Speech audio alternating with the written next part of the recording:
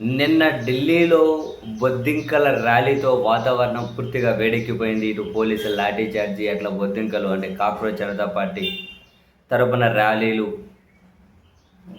ఇటు వాళ్ళ మీద తీవ్రమైన లాఠీ చార్జీ. నిన్నంతా ఢిల్లీ తీవ్ర ఉద్రిక్తంగా ఉండే. ఈరోజు కూడా ఢిల్లీ అదే పరిస్థితి. ఇటువైపు మళ్ళీ బొద్దింకలు ఢిల్లీని చుట్టుముడుతూ ఉన్నారు. మరొక వైపు అన్నదాతలు ఢిల్లీని చుట్టుకున్నారు. ఈరోజు ఇటు అన్నదాతలు, అటు బొద్దింకలు ఢిల్లీని చుట్టేసుకున్నారు. అన్నదాతలు ఎందుకు భారత్ అమెరికా వాణిజ్య ఒప్పందాన్ని వ్యతిరేకిస్తూ దేశవ్యాప్తంగా 550 రైతు సంఘాలు, సామాజిక సంస్థలు పెద్ద ఎత్తున నిరసన కార్యక్రమాన్ని ఢిల్లీలో చేపట్టాయి.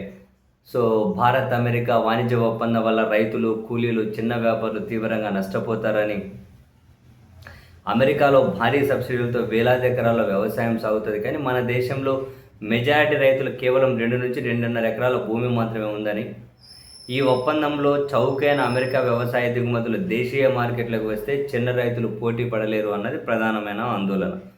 వాస్తవానికి అమెరికా ఒత్తిడికి మోదీ సర్కార్ పూర్తిగా తలొగ్గిపోయారు అని, అమెరికా ప్రయోజనాల కోసం ఈ దేశ ప్రయోజనాలను పణంగా పెడుతూ ఉన్నారు.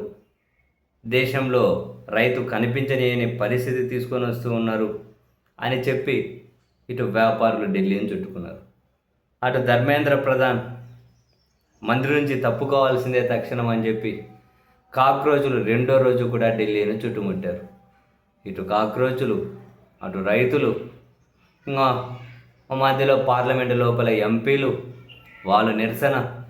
ఇటు కాక్రోచులకు మద్దతుగా ప్రియాంక గాంధీ, రాహుల్ గాంధీ గారు లాంటి సీనియర్ దేశ నాయకులు చాలామంది మద్దతుగా ఉన్నారు. లాఠీ చార్జీని వ్యతిరేకించారు నిన్న తీవ్రంగా వాళ్ళ మీద లాఠీలు ప్రయోగించడాన్ని. సో మెరసి అసలు చూడు ఏదో ఒకటి కంటిన్యూస్గా ఉంటూ వస్తూనే ఉంది.